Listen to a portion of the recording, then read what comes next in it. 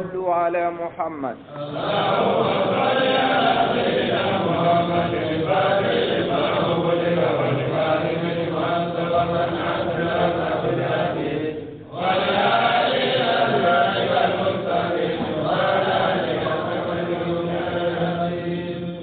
صلاة تملأ الأرش وما حوله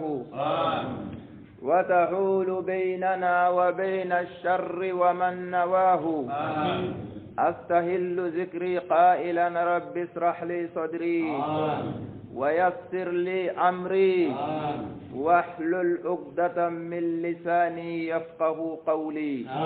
واجعل لي لسان الصدق في الآخرين واجعلني من ورثة الجنة النعيم. يا من أمره بين الكاف والنون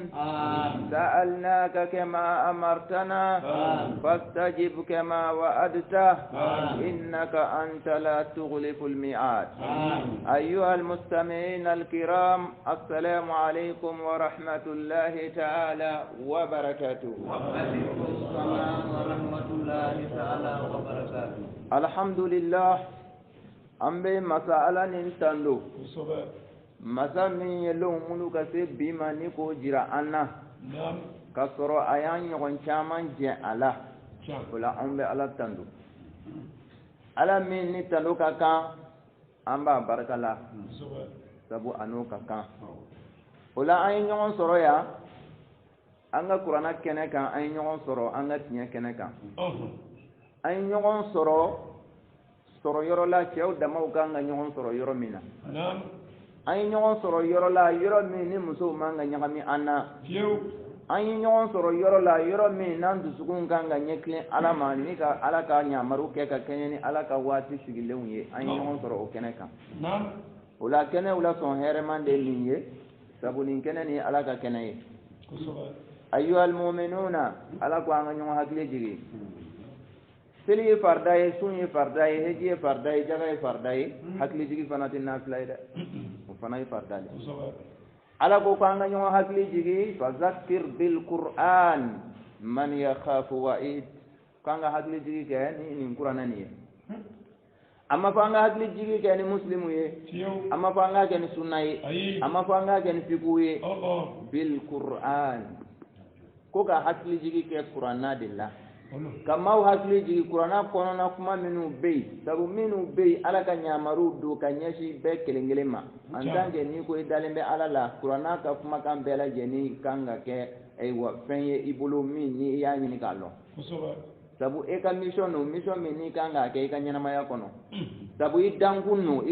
o kanga porani ka ko be idankun o kanga bunyani ka ko be sabu ala ko amadan flakama ma khalaqtul jinna wal insa illa liya'budun aw adama dingani aw jinaw aya bla aw kuna aw ka siga kan ka tige akan kaw madan flakama aw dana ko kelen pede kama aw kana ke ala batu bagawi o bato manga ke bolo ko fe fenye o bato manga ke ay wa yere sagoya ye o bato anganga nyini ne akake ala sagoye chogo bela jenina akanga ke ala sagoye ati tise ke ala sagoye fieu foni ala ya bla yoro mina nan ya tui me ala ya bla yoro mina nan ya taka boy ati ke ala sagoye fieu nadi make ala sagoye ye fu de bara fu bara baga ibeni yera soro jahannama kono siga yera foytola sabu ni mi yera soro jahannama kono ko ala ya yera soso sabu ala ko listum ala shay'in ati fushka hatta tuqimu tawrata wal injila wama unzila ilaykum min rabbikum ko aw minu bene ala nyinina aw ka ala nyini kono nana aw te fushka foni aw sona ka tawrata bara ni ka injila bara ni ka qur'ana bara o de ba to aw be bara min kera bara ni mbeke aw ma barajiye o le ba to aw be bara min kera bara ni mbeke aw ma sini jigiyaye naw ka bara keta aw ma bonu kono ala ko listum ala shay'in amma fuyi ka ay fu de bara fu bara baga janama denye ambe ala deli ya rabbi hakli nyuma ala ko damma sabu ala ko qur'ana liqaumin yaqiluna haklitigi aw litay qur'anay betate liqaumin yatafakkaruna aw minu bimiri aw de ni qur'ana ka kan li yudabbiru ayatihi ala tawka tashini qur'ana ka hayan ye ya ulul albab ya aw haklikum matigi ala be ka kuma aw lefe amma kuma befe sabu ala mabelladi inma tunziru man taba az-zikra wa khashiya ar-rahman bil ghaibi ala ko Muhammadu madel ladi ma min sona ka tuguni ala ka kuma kan nofe o de ladi mais ma min ma sondo o ladi kuntew sabu ala ko mogo daw be mogowra sawa'un alayhim a anzartahum am lam tunzirhum la yu'minun kum mawbe mawla e Muhammadu yere ini ka bunya ini ka joyoro ini ka daraja mawbe mawla e o ladi wo iyere mo ladi wo ko abbe ka kan utimenike summun bukmun kum mogowdu minu kulo gerelenu o nyaw fiyelenu la yu'minun uti son fiyew o mogow tumbe depuis grec lira fambe klemna bi o mogo kele umbe wala ambe ala jeli ya rabbi ala kanan ko ye amina hakli min yan sama ka seya ya rabbi o haklini o ka ke sababu ye kanni ala che glan o hakli ga ke sababu ye kan ke ala jonyumon ye o hakli ga ke sababu ye kan ke ala saboy sabu betina yaw do be niyo o bumana belera o nyeshiya o te biya o be jigi yara amasulu mayre ora aminu ye yan ye ga yan famu ne ga tugu yan go ko do be wajibu lo awu kanda ayela la raiminka ay bamba ka to aka aw kana to ka aw sengelen jigi sanga ni sanga aka to asen fla be ka ira inin zampa aw kana la nyini ka ke aw sagoya ye ala sagoya ni hada madin sagoya to sakani nyoy i sago ni ala sago mana be i ala mogo i bamba i kitani fili gerebe ga ala take ni sona ka keten feu ala yere ya do ni nin dungo ko ye me ale nin dungo ko nana beni e ka nin dungo ko ye akera nin dungo ko flaye ala ta ani i yere ta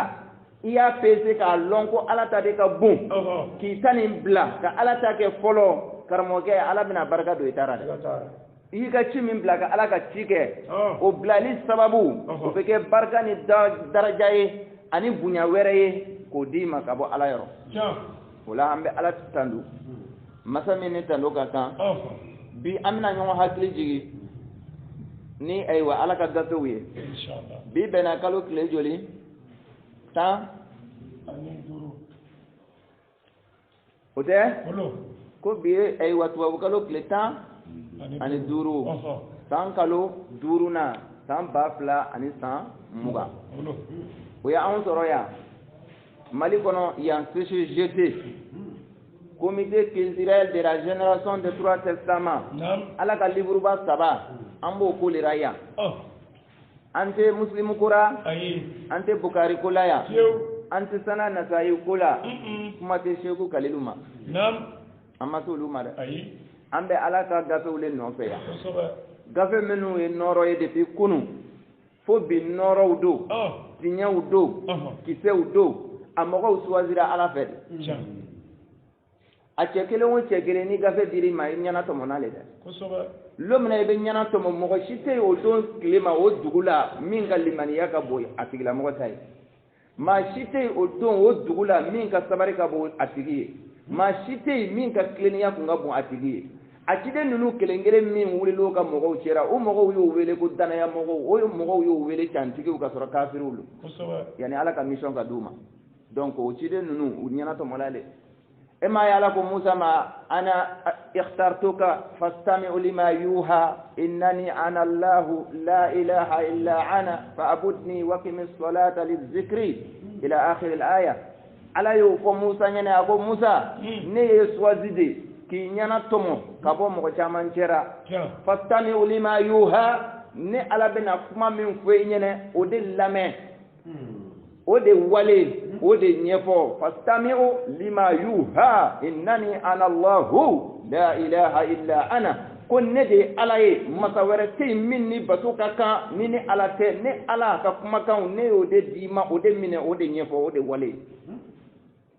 ولا أكاكان الله دغني موسى وي أكاكان الله دغني نبي إبراهيم وي أن الله دغني محمد المصطفى ولقد كان لكم في رسول الله أسوة حسنة لمن كان يرجو الله واليوم الآخر كاكا كان الله دغني تشدون وي أكاكان الله دغني محمد وي محمد من يانغ دوالي محمد من موسى جرا أنا محمد من إبراهيم جرا أنا محمد من نوح جرا أنا محمد من على صراط جرا أنا نعم أن كان الله دغني محمد sabu Muhammadu ka cogoya o de ye Ala ka sagoya ye ni Muhammadu ka cogoya ni maa min ka cogoya fɔna ɲɔgɔn kɔ karamɔgɔkɛ i ta woyo i ta bɔnɛ Muhammadu ka devoir cogoya ani bi karamɔgɔw ka cogoya kelen don wa ayi Muhammadu ka misiri kɔnɔna na muso kun bɛ yen wa a fiyewu Muhammadu seli to a ka seli fana seli n'a ka lansara seliw la a tun b'a kan jigi wa ayi Muhammadu ka aywa seliw kɔnɔna na a kun bɛ sɔn ka don seli la n'a ma kalimatu kɛ wa ayi bi karamɔgɔw bi misiri aw bɛ cogo di o ko tiɲɛ yɛrɛ de Muhammadu ma don seli kɔnɔ fiyewu fo Ala ye min fɔ an ɲɛna f'a k'o kɛ kad aflaha man tazakka wa zakara isma rabbihi fa salla ko maa kunna jara maa kisira maa min y'a dusukun ko k'a dusukun sanuya ka baara jumɛn kɛ ka Ala tɔgɔ fɔ ka seli kosɛbɛ nin fɔra Muhammadu ɲɛna a tɛna haya nin sɔsɔ ayi Muhammadu tɛ haya sɔsɔ dɛ ni Muhammadu y'a ka selijiw ta ka dafa ka jɔ golo kan a bɛ girin ka don seli kɔnɔ ten wa ayi a bɛ mun de kɛ an karamɔgɔ la ilaha illallah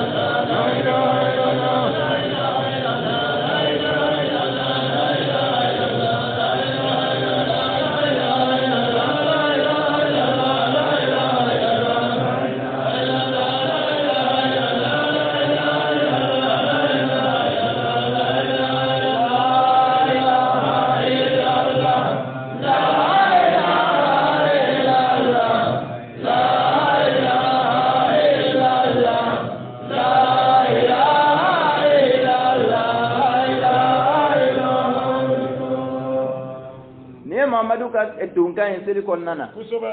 i b'i yɛrɛ filɛ kɛ i bɛ ten wa a ti ten misiriba imamu i bɛ ten wa a ti ten alimami falaki bɛ ten wa fiyewu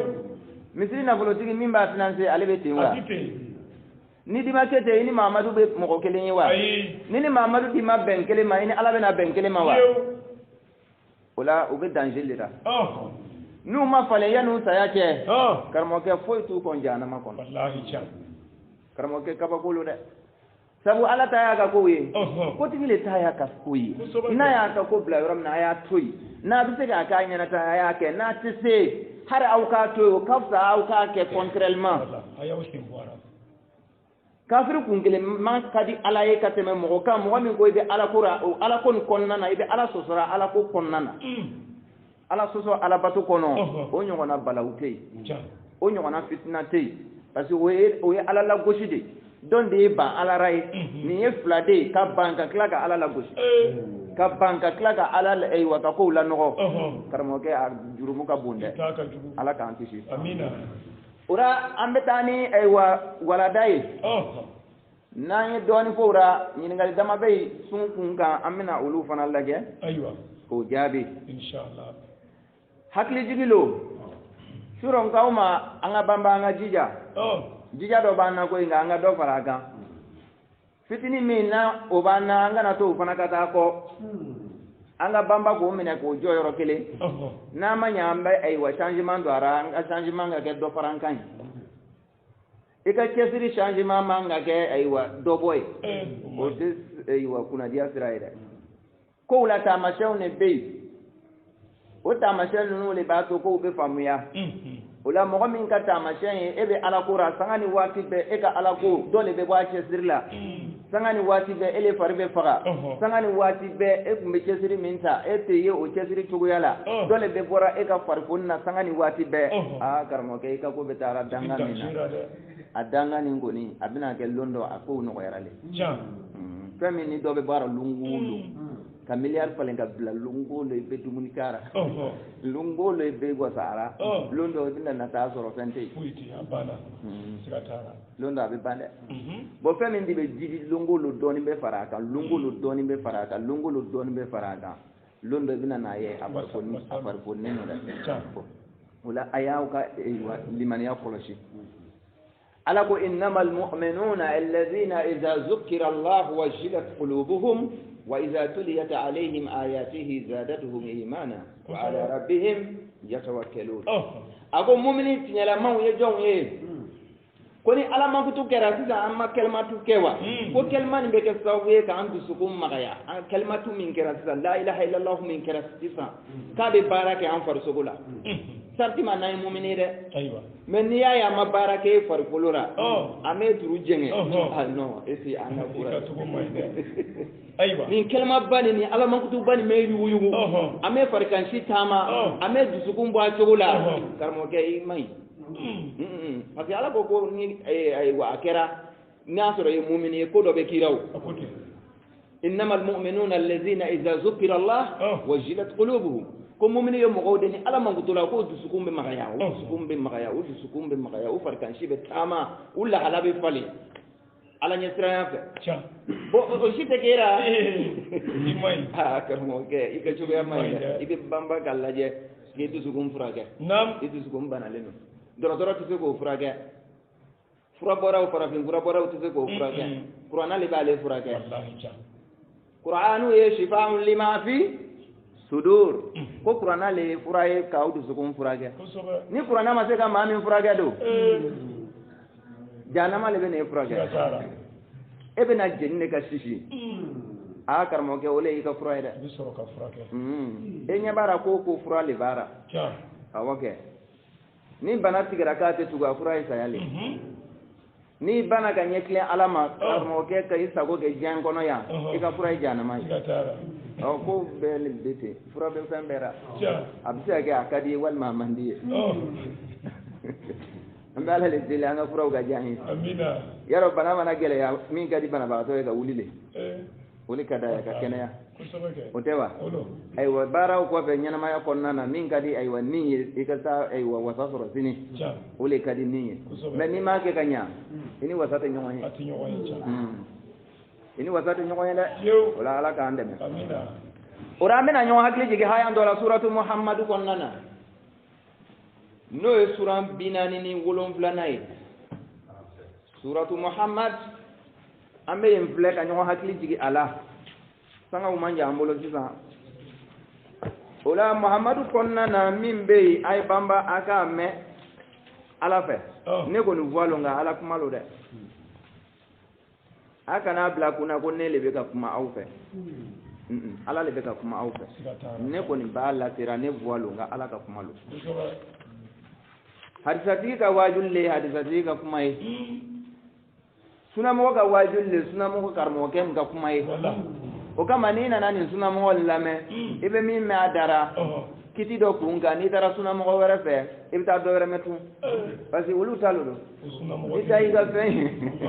avec esa golew bo sago dite kelenye wallahi ni misri ban suna mo o almami ka sagoya ani misri don ka almami ka sagoya kelente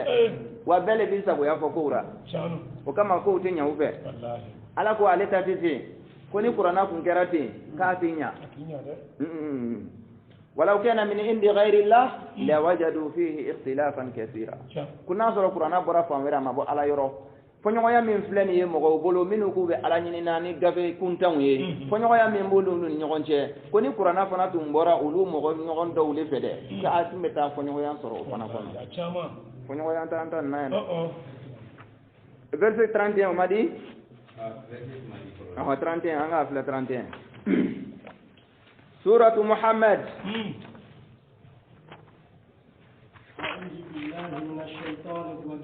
amba nyini ala fa ala kan tanga ka bon shetana tora ma shetana mai bismillahir rahmanir rahim am yan sinzini ala to baraka mai ala min ya damina no ba laban nema fla ala tayoye yan nema ala haran nema jianta ala yo bangi keneka o kama o nyini baga o kacha bele be girna o nema no fa pa o bangira keneka laharata ala yo dogo o dogo sababura o nyini baga o ka dogo ko hakliman kelengelew olu le be ka nyini naam ala ko jogodi wala nabluwannakum hatta na'lamu almujahidin minkum mu'mini wa ala ko awteto de tawbe jarabi ala ko abawla jarabi ka awla jarabi fo chesiri baga o ka lon ka baw jara maminu chesiri no ulu be lon jarabi le ko fe sino ka ko jarabi nye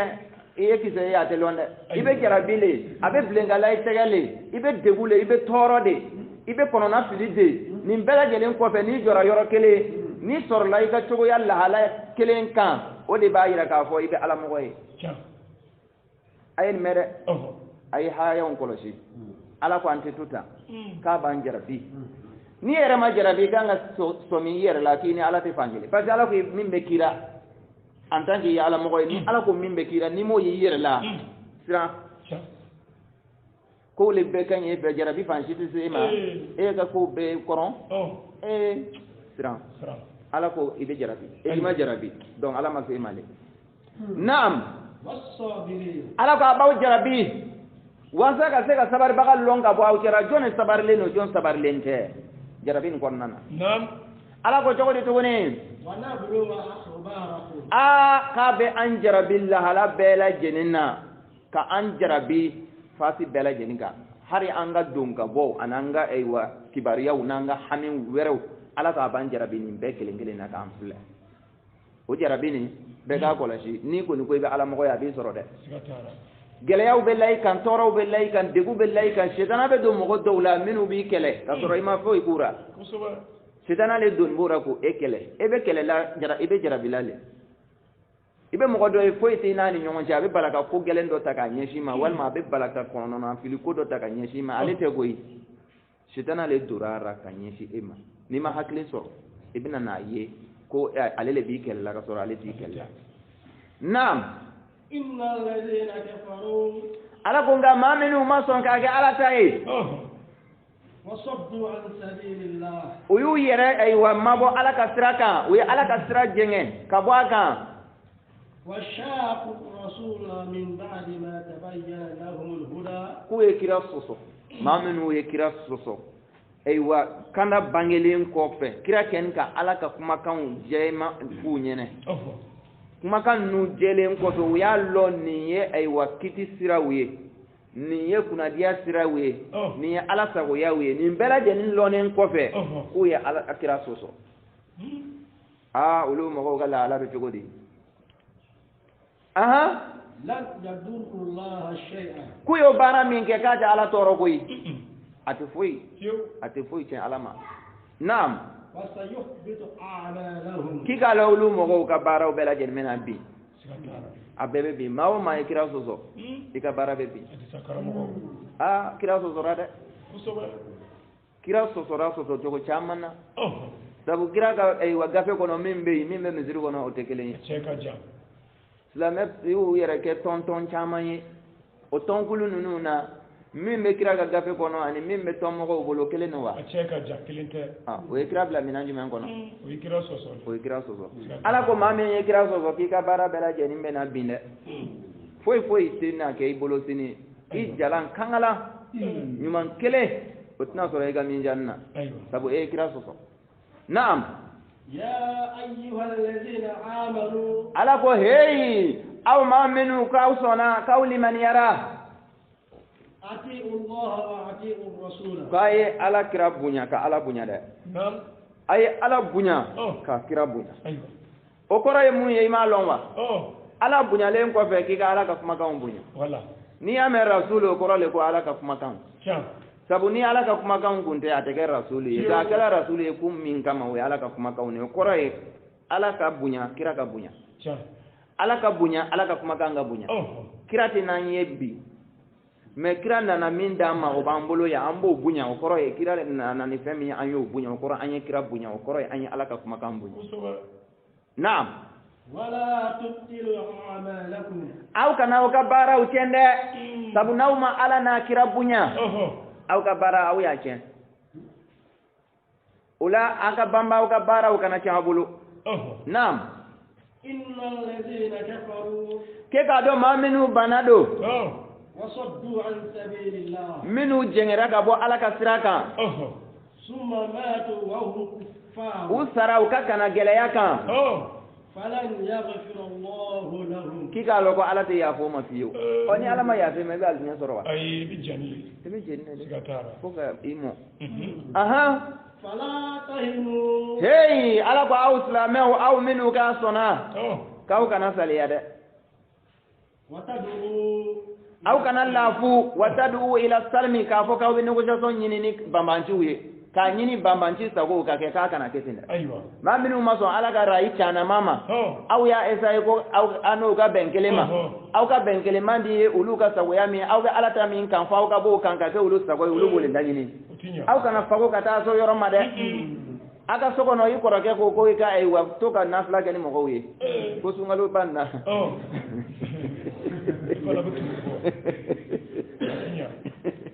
ko nafla kan ko jugu adalu bele ni ta ko nafla kan ko ay wa niya ke ka be ka sababu yi ka sun baraji ka be yele no yi ni digo koroke ma o di mana ke o fora o kanga soro qur'ana kono de atina ye qur'ana kono wala bi kitabin munir abedimi mais sona ka faraw kan nafla ke mun kama ini koroke ka benkelema ala bi ladila wolila mun kama ini fami ka benkelema ala bi ladila wolila kana nyini ino ka benkelema ala ta konna na fiu en tant que ala ta tien e ko yo lon utara nu tay chogo katana ite mais kana son fiu o ke eke usagoy aywa ay hayan mere fala tahinu aw kana fago wa tad'u ila salami maminu be aywa ala tanama ko kera ka ni ino ka benkelema na manya be benkelema ulule be bo ka aywa munafiki ya barala ka bo hadisa kuntan kalauna ka bo karamo ka haklina njugu nununa ka siga do qur'ana kono me ulu ma songa siga do qur'ana kono ulu ya lanyine anu ka ke kilenye aw ka kilenya di utina son fiu fa ka ke ulu sagoye na kerati ala be ka ujala gi ha ala ko di imanimi yara chogolon wa antum a'launa emin jolombe ala taka ala ko ele be sanfe ha me nyeti yere la sanfe e fe ke be duguma ka soro ala ko wa antum a'launa ko awle kortannu sabu ele ba kera ala tay misiri te ka ke ala tay misiri gunbira iba invité kan iba défier kan aya o tewa o baraninde ibo min kera de e min bo kera de ala ko ele sanfe mogo ye ele kortannu o misiri fa jama kana jatimine ko ka cha ko ye dalluye de o ka cha ya ni fude inna aksara nas la fasiqun ala ko jamala son chama in cheni gerade jo ala ta kan bron na'am wallahu ma'akum ko ala be ni ye karamo ke ko kangi fare wallahu ma'akum ko ala be ni awye sharti manaw jonbe ala ta ka jiambe ka ba aw ka jo ala ta ka ala ko ka be ni awye no mi bo karamo ke ne malo fembe ni bo ala ka foko ne be ni ye ka kura onyo ko babe wasako ni banai me hakili mane bo lon wasai hakili ndan to lon wasai fe naam walan yadrakum a'malakum ala ko aw ka barakataw ala sina nagashi atina aw bonara anyuman bela jeni sara dafan mena dawma de naam innama alhayatud dunya la'ibun wa lahu kikalo ni jianyana mayani nin sago yalo klon kenado jianfle wallahi klon ani nin sago ya aha wa in tu'minu nga nausona kason ala tama ka jo ala taka aha watattaku kasra ala nya ala sranya nya yera la yu'tikum ujurakum ko ala baw ka sarau dafalen dawma de aha wala yas'alukum amwalakum atani ni kaw kan fulo be di ale mare ayi akon balla ni aka fantan son aballa ni aka jagaw bo aballa ni aw ka nyuma yake ma ya na fulo beta kana do ne ala ka ko dafe ko ala to la ni aw yede in yas'alkumuha ko sabuni ala ya aw kan na fulo bela jenin la ni aw ye fayuftikum taqalu ko ni ala yo ke ko o e karabali de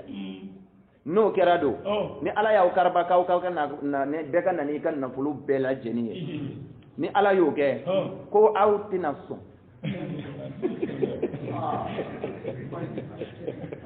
ala ko i cɛ ko kelen ni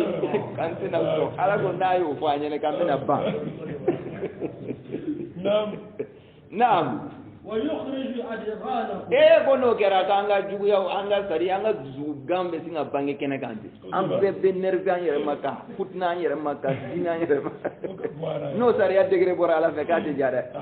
karamɔgɔkɛ a tɛ ja i bɛ mɔgɔ caman ye ten n'o u bɛ girin ala ko la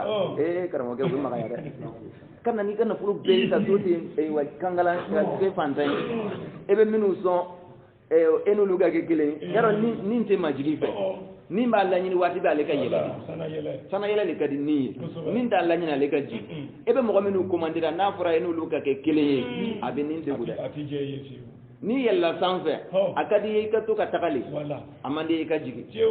e ma faama ninnu ye wa n'u bilara ɲɛfɛ ka ban olu b'a laɲini de ɲɛfila nin ka sabati dɔw yɛrɛ ka fara a kan mɛ ka jigi non non olu bɛ sin ka o ye saya de donc nin tɛ duguma sara fɛ naam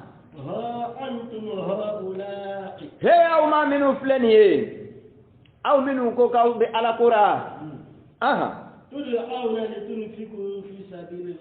welekan bɛ ɲɛfɔ aw ɲɛna k'a ye ɲumanya kɛ ka ɲɛsin ala ka sira nin dilanni ma o kumakan min bɛ fɔ aw ɲɛna ala ka sira dilanni ko min bɛ fɔ aw ɲɛna a ye dɛmɛ kɛ an ka ala ka nin baara nin kɛ a ye aw yɛrɛ di aw y'aw ka nafolo di a ye na ala ka ci dɔ bɛ yen an k'o kɛ ɲɔgɔn fɛ o cikan min welewele bɛ da aw ye mɔgɔw bɛ aw cɛra don min bɛ n'a kɛ mɔgɔw bɛ yen min t'a kɛ fana n'a fɔra ko nin ci nin bɛ yen alabatoso kɔnɔ dɔw b'a jaabi dɔw t'a jaabi n'a fɔra ko ka dɛmɛ di dɔw b'a di dɔw t'a di n'a fɔra a ye na an ka ala ka nin ci nin fana kɛ n'o ye kalan n'a ɲɔgɔnnaw ye walima wiridiw n'a ɲɔgɔnnaw a ye na an ka o kɛ dɔw b'a jaabi dɔw t'a jaabi ala b'o de fɔra aw ɲɛna aw minnu t'a jaabira a bɛ danger dɔ la n'a fɔra ko ala ka nin ci bɛ yen a y'aw seko kɛ ala aw kana sɔn fiyewu ka ala kira fɔ ɲɔgɔnya e b'i yɛrɛ bila sahaba place la n'i ko ye kalanden ye ala ko kɔnɔna na i b'i yɛrɛ bila sahaba place la sahaba minnu sɔnna kira ye o ma kira sɔsɔ tile kelen kira m'a fɔ kɔrɔ u k'a fɔ tile bin ni kira y'u wele sanga o sanga u bɛ kira jaabi donc i b'i yɛrɛ bila sahaba place la maa min bɛ ala ko sira dura i kɔrɔ i b'o le bila kira place la i b'o règle le ta k'i ka kow kɛɲɛ n'o ye mais e kɔni b'i sago le la dɔrɔn ne welela i tɛna n'a fɔra ko nin bɛ yen i t'i ye e ka sira den kelen si t'a la n'a fɔra ko misiri entretien bɛ yen i t'i ye aw welela misiri entretien ko la a kumakan fɔra yan ka ca ni siɲɛ 20 ye yɛlɛma den kelen si ma don a la personne qui change minnu tun b'a kɛ ka kɔrɔ olu le bɛ yen même position adi welela a ma sɔn k'a jaabi kira le bɛ k'aw wele parce que ne bɛ ka kira ka ci le lase aw ma ne m'aw wele dɛ parce que a kana jate minɛ ko n bɛ fɛ ka n yɛrɛ nommer ka n yɛrɛ bila kira place la la ne bɛ kira ka ci le fɔra aw ɲɛna nin ne fɔra nabi Ibrahima ɲɛna nin ne fɔra nabi lahi Yakubaw ɲɛna nin ne fɔra Mahamadu ɲɛna aw minnu ko k'a b'a fɛ k'a ta olu ka dabada ma a kan ka lase aw ma wa walima a man ka lase aw ma n'a lasela aw ma aw kan k'a kɛ wa walima aw man k'a kɛ mais n'aw ma sɔn k'a kɛ aw ye mun ye Babanci ka place a ka ɲi wa a ye hayanw kɔlɔsi a ye hayanw kɔlɔsi dɛ maa si ma bon ala batoso sanuyali ma bɛɛ ka kan la nabi Ibrahima i mana bonya cogo cogo i ka bonya tɛ se nabi Ibrahima ala ko nabi Ibrahima yɛrɛ le ka fara entretien kɛbagaw kan anw bɛ cogo di yan a y'a yɔrɔ kɔlɔsi yan entretien tɛ kɛra wari ɲini kama a tɛ kɛra bonya ɲini kama a bɛ kɛra hayan dɔ le y'a fɔ ko k'a kɛ hayan kɔrɔ le ko ala ka kumakan ala ka ɲamaru lo ka fara ala ka ɲamaruw kan n'i y'a bɛɛ lajɛlen dafa ka ban ale la a bɛ kɛ sababu ye k'i don jahanama na kana sigara dɛ hayan kelen banni ka ban hayan kelen ma a bɛ kɛ sababu ye k'i ka ɲumanya bɛɛ cɛn naam aw welela ci min na ala ko la a kɛra musaka bɔ ye o a kɛra i ni nani ye a kɛra i ka nafolo doli ye ko nin da fɛ o ko mɔgɔ bɛ aw la min bɛ ban dɛ n'o bɛ tɛgɛ gɛlɛya kɛ a ko la ومن يبخل كوني ما من بنادو فإنما يبخل على نفسه أما بما يا بنايري والله الغني وأنتم الفقراء وعلى دي أي وستري أو بلا جنيه فانتوي على الستري ده وستري مساني ودي بيك كما أو في واسع أو كك أنينا مغوي أيوة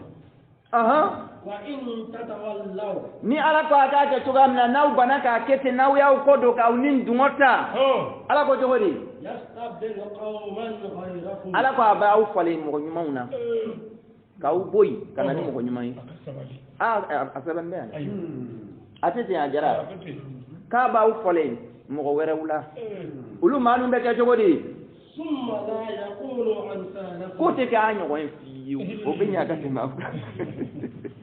ولا عنقان قالوا جهاية ونادى أيوة أفلاني أعوذ بالله من الشيطان الرجيم بسم الله الرحمن الرحيم. Nous vous éprouverons pour connaître ceux de vous qui luttent, ceux qui sont constants et pour éprouver ce que l'on rapporte sur vous. Oui, ceux qui sont incrédules, ceux qui écartent les hommes du chemin de Dieu, ceux qui se sont séparés du prophète, après que la direction leur a été clairement manifestée.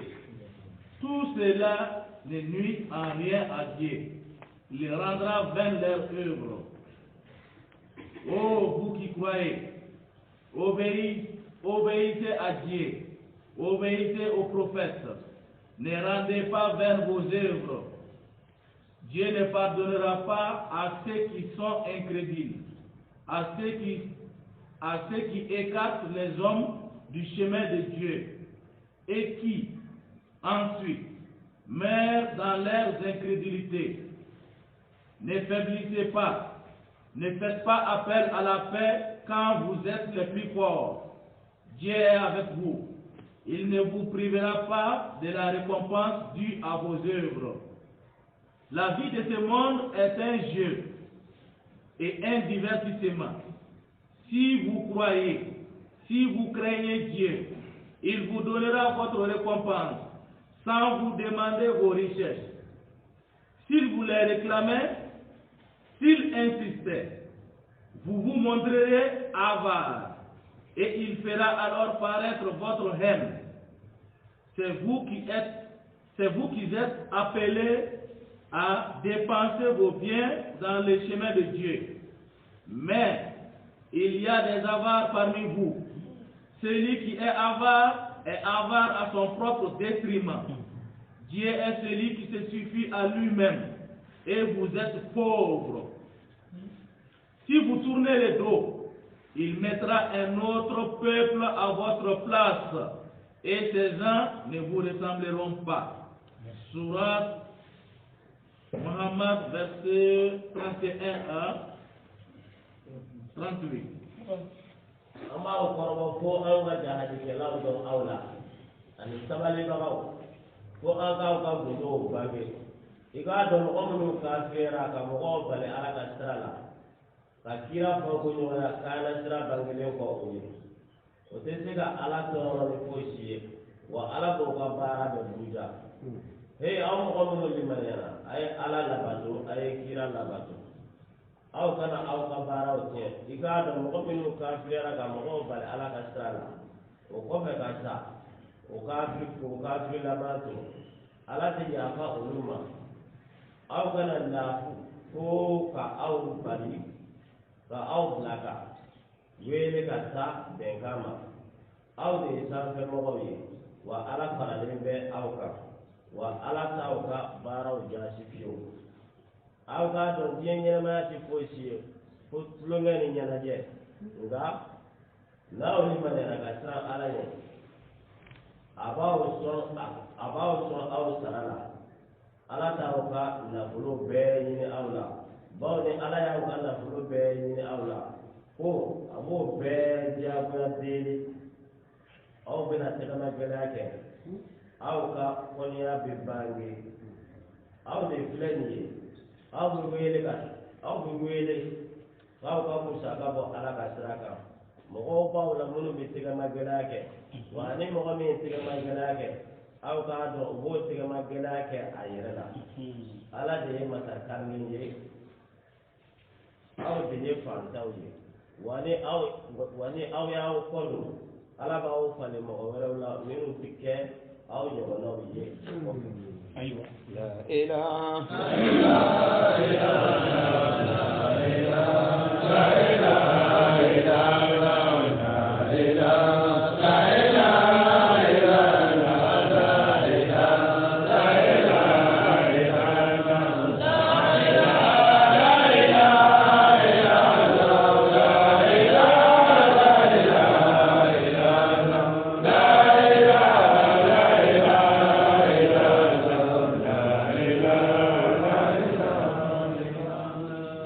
ala deli ala ka andeme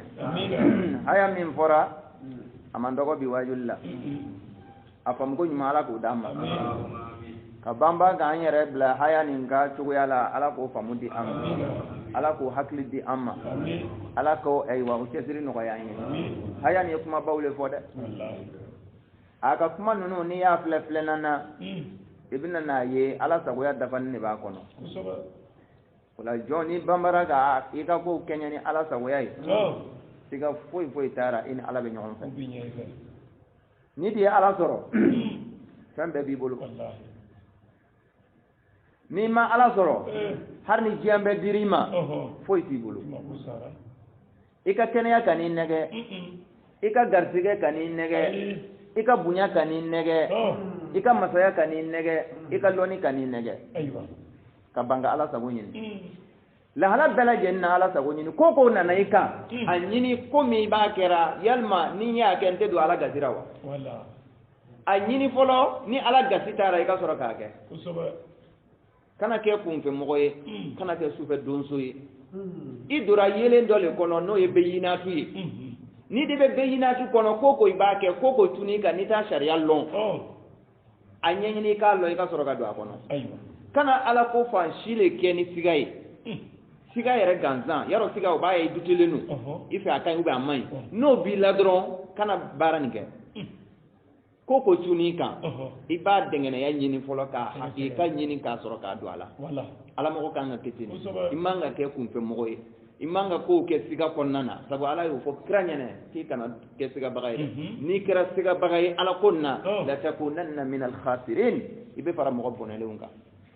pour que anga se ka yere bonni ngele ya banununa faut que anga bamba ka yere encadrer ka yere bla règle mi ala sabo voilà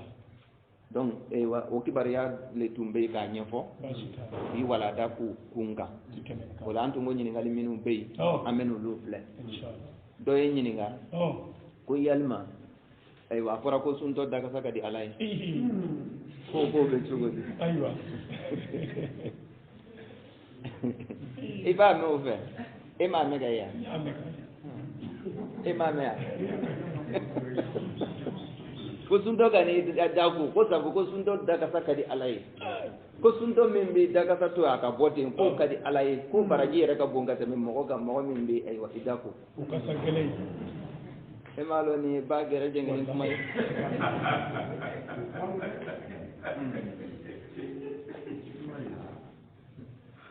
ati kitinde sunto ibe suna witu sunaw kana son fiu daga sa yere gayila ala mogo yere ko ni bamba kana son kasa fanshi kayira toujours ri bamba ki sania propre ala yo le lanyini jomfe noko ko ni fanshi lete ala ko konna nabi nyuma menu temena ala tunyu ladini sanuya koye nabi nyuma shite ni ala me ladini sanuya koye depuis parfum ma crié olu tumbe parfum ko yere la ku yere kasa ja ko yere suma ja yiri do tumbe yi ubeta ko kono ala tunya aywa yiri nunu fu nyene ubeto yiri ule tike ka aywa froki ka to ko joshu yere la abe ko der nyuman duma abe ko der sanu man duma ala mo ko te nogo de sangani wati dala mo ko kan sanu yade kana son fiyo ikan nogo te do be ulu ka statu ka da ko lira karmo ke to date ko de ibi yere tonyo ibi dembaya tonyo ibi eywa ibaro ke nyon tonyo do be na kuma ni fedoro be jeng boni ko nyuma dole wa ay ayoro kolosi nogo ti silamɛ ka taabolo ye silamɛya yɛrɛ lasiri fɔlɔ ye saniya de ala yɛrɛ nana kira ladi k'a ka bɔ nɔgɔ ko la ko ye nɔgɔ ko ye a k'i yɔrɔ ma janya a la wa rijda fahjur k'a ka yɔrɔ ma janya fɛn nɔgɔlen fan si la a kana sɔn fiyewu nɔgɔ ka yaara donc a ye o yɔrɔ kɔlɔsi nin kuma nin ye kan ɲagamilen de minnu ko suntɔ da kasa ka di ala ye kalon no dɛ ala kɛlɛbagaw ka kuma le nin ye sabu contraire don tuma o tuma ni ala ko ka taa fan min na olu b'a essayer k'a b'o cogo la donc olu ka kuma le nin kuma sugu ninnu ye i n'a fɔ ala ko an k'an kan bɛrɛ bɛn seli la cogoya min na o ko k'a yɛlɛ ala ko an ka n'a jigi o ko k'a jigi olu ɲɔgɔnnaw lo don ala kɛlɛbagaw lo mais ne min ma hakili sɔrɔ e de b'a jateminɛ ko ala mɔgɔw lo ka sɔrɔ tiɲɛ tɛ dɛ a y'aw daw sanuya a ye pati ɲuman ɲini k'aw da ko pati tɛ sun tiɲɛ a y'aw daw sanuya ni gɛsɛw ye aw kana sɔn fiyewu aw da ka se ka bɔ mɔgɔ wɛrɛ k'a mɛn aw yɛrɛ k'a mɛn kuma tɛ mɔgɔ wɛrɛ k'a mɛn sabu mɔgɔ min b'i da ka sa mɛn i y'a tɔɲɔ i y'a degun parce que silamɛ man ka degun bɔ a yɛrɛ la ka ɲɛsin silamɛ ɲɔgɔn ma n'a fɔra i ni dɔ bɛ ɲɔgɔn kɛrɛfɛ a kuma o kuma i bɛ degun a kuma o kuma i bɛ degun a yɔrɔ man ɲi a man ɲi silamɛ man ka degun ta ka ɲɛsin silamɛ ɲɔgɔn ma a y'aw yɛrɛ sanuya na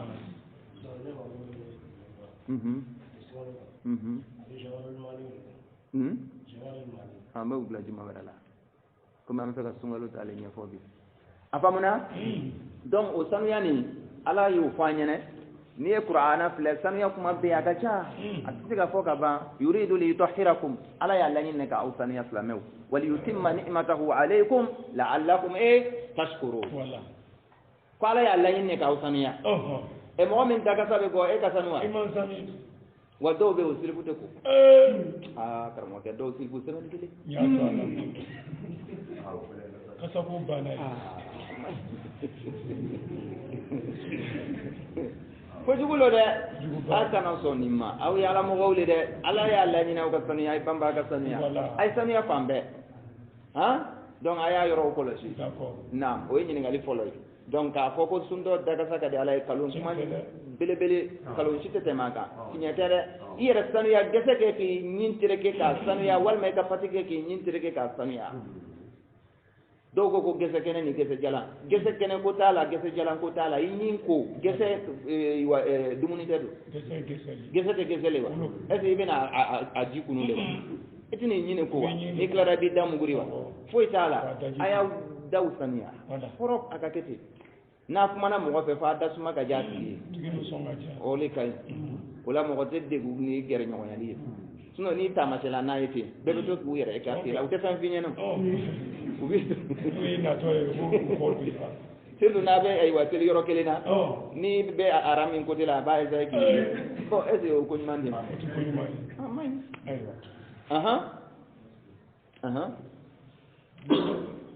kuma dɔ fana bɛ karamɔgɔ da sunkalo tile fɛ sisan o kuma fɔra ni don min bila donc ni sunkalo banni b'a la mais karamɔgɔ dɔw ko sunkalo tile fɛ ni maa min tugura ka sun bila walima ko ni i ye kafoɲɔgɔnya kɛ sunkalo tile fɛ ni sunkalo banna k'i b'a sara tile wɔɔrɔ ya rabbi la ilaha illallah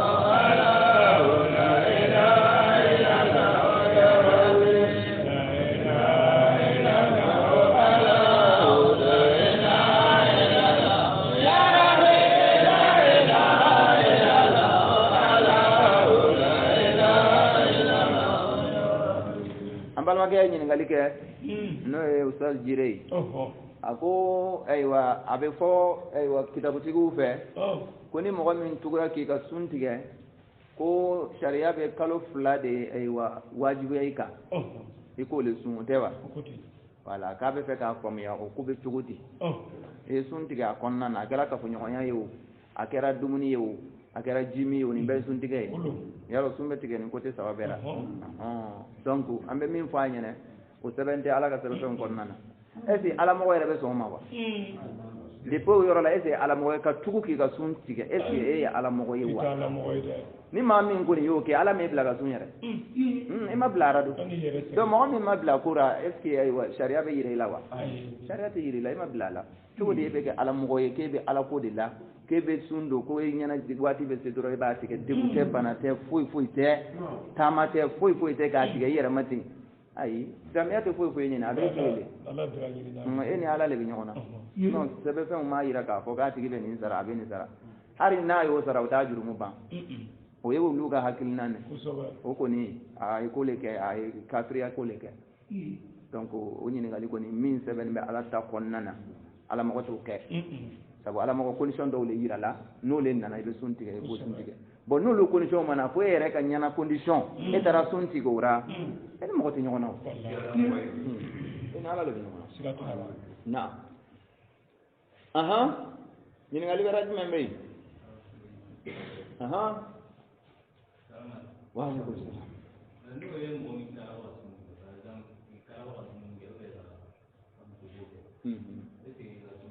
ega sun cena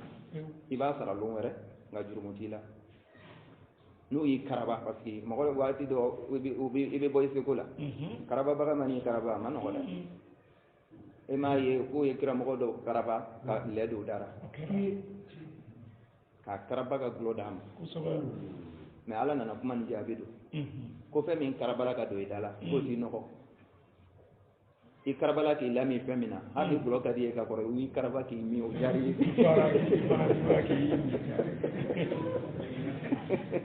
basi do be akadu ye no borara na akadu ye ya karaba bi jai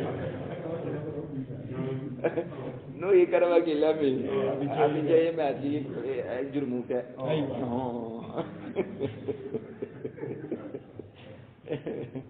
dan ale ni ngali amo jabi zurnya ya aha wa alaikum salam awa ko sabar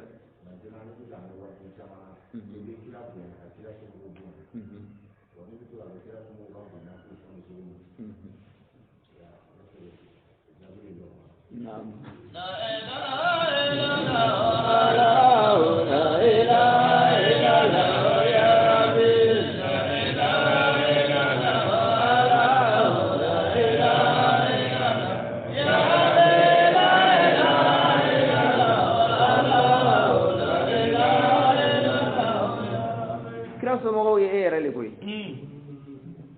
min nana ke be ala kura de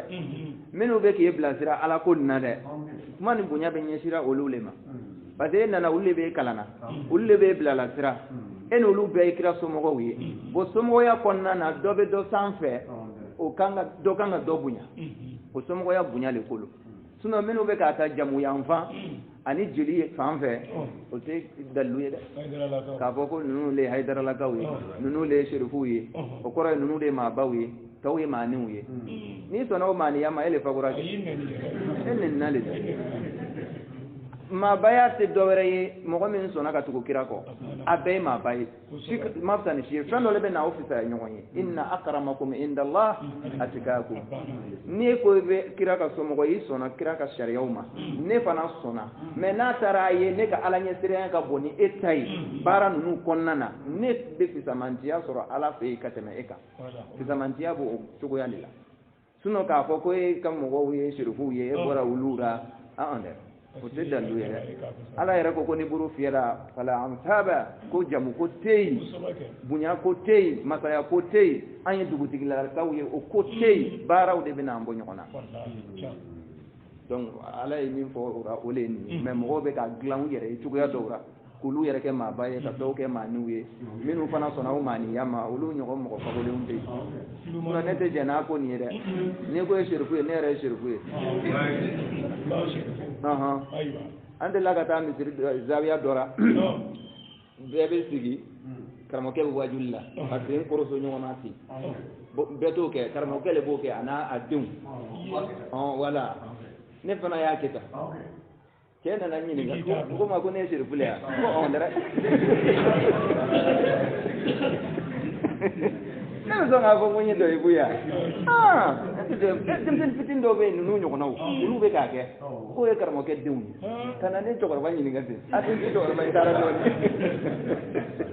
ko ko la aso mina ko mala ko ne shiru ne ko ondre apana ne ka do mo do le be ulu be yala ni be ka sigite ndoro ba ko ki kana sigite donc ko shirku le be sigite ni ko nyana man dole ba an woni ba condamné mina wirdiri keyoro la fini je chamancela mo shi man sigite parce que o sigi kanga ke majigi sigi parce que ni fera sigite sigi foi te min fera men gambo donc ate kete fini je kuna no borara ka ba atinya etadi ka foko jago ya luko fika nake ati bali yoroshi ayo afamuna na'am anto jabi pana surnya ya insyaallah wa alaikum salam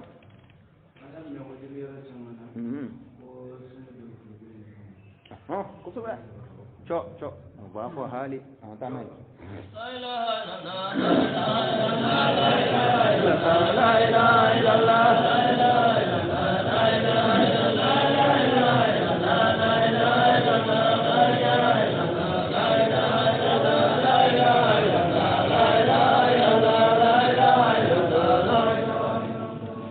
ambalma ke nyine galike chana anyira ya me anya sebelen pana yu ka kitabu la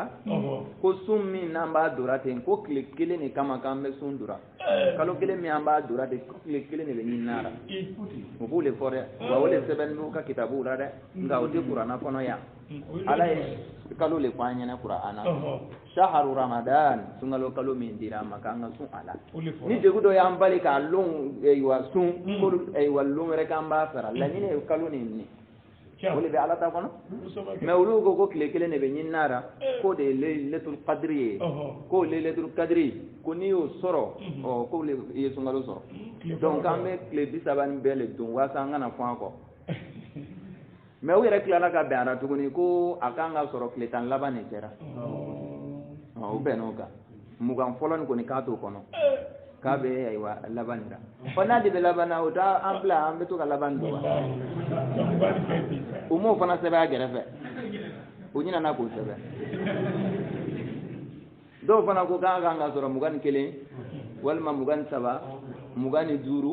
27 k'a b'o frontière nin de ɲɔgɔn cɛ dɔw fana nana tigɛ a kan k'a fɔ ko 27 tigitigi k'olu ko no n'olu an t'o kɔnɔ k'o don wa bɛɛ ye manamanakanw ne u bɛ lailatul qadri yɛrɛ min fɔra u tɛ lailatul qadri yɛrɛ dɔn u bɛ ka min fɔ lailatul qadri ka ko lon dɔ ka ko ɲɛ lo o yɛrɛ tɛ yɛrɛ lailatul qadri bɛ mamadu ka lahalaw de jira la mamadu nana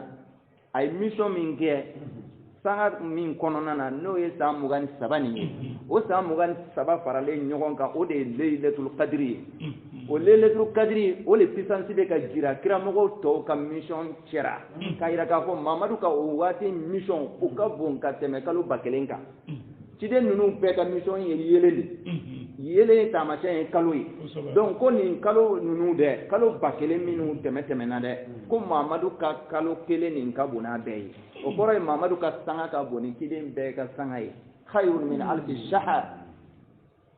khayrun min alfi shahr k'a ka fisa ni kalo 1000 ye kuma b'o le nɔfɛ lailatul qadri ye mamadu ka sanga de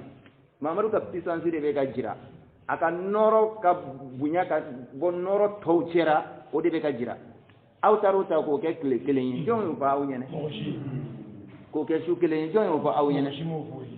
olu yɛrɛ kɔni fɛ ni kuma fɔra dɔrɔn cogoya min na u tɛ ayiwa kɔrɔlɔn kumaw na yɛrɛ kuma dɔw bɛ yen kɔrɔ le b'a la karisa i cɛsiri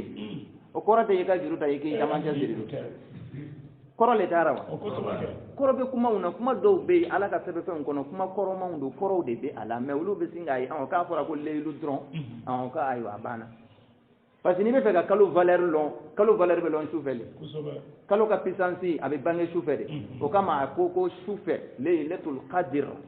ko su kɔnɔna na ayiwa kalo min bɛ bange ka yelen bɔ parce que diɲɛ ye dibi de o su fana ye dibi de o mun de bɛ yelen di an ma su fɛ kalo tɛ donc ciden ninnu tɛ yelenw de olu mana ayiwa dibikuru dɔ le cɛ la pour que ka torche mɛnɛ ka sira yira mɔgɔw la wa ciden bɛɛ m'o le kɛ wa mamadu fana ma na o kelen de ra wa ko mamadu ta ka fisa ni 1000 ye khayrun min alfi shahr tanazzalu almalaika warruhu fiha bi'izni rabbihim min kulli amrin ko mamadu ka mission kɔnɔna na cidenw ma kɔtigɛ ciden tɔw di kɔtigɛra ciden dɔw yɛrɛ bɛ yen u ni jibril ka rencontre siɲɛ kelen daw ni jibril kal rencontre sinya fla daw ni jibril ka rencontre yere mateme aywa sabani naniu ka mais mamadou ka sangani konna na ci eun ka aywa melekeu ka nalima kotige tanazzalul malaika melekeu be jigi jibril be jigi noro be na sangani wati be u be nan qur'an haya ni tan ga segi be ke ka caya on le be ira lana ay koroni ni kumauna ay kalande ay ko sege sege ka ko tinya ulo ando surnya ya ala ko fam ko manda ma sino kele ko dere su kele ko te kalu kele ni kuma be ala ka ngota naam kamo hado jabuni ni ko ba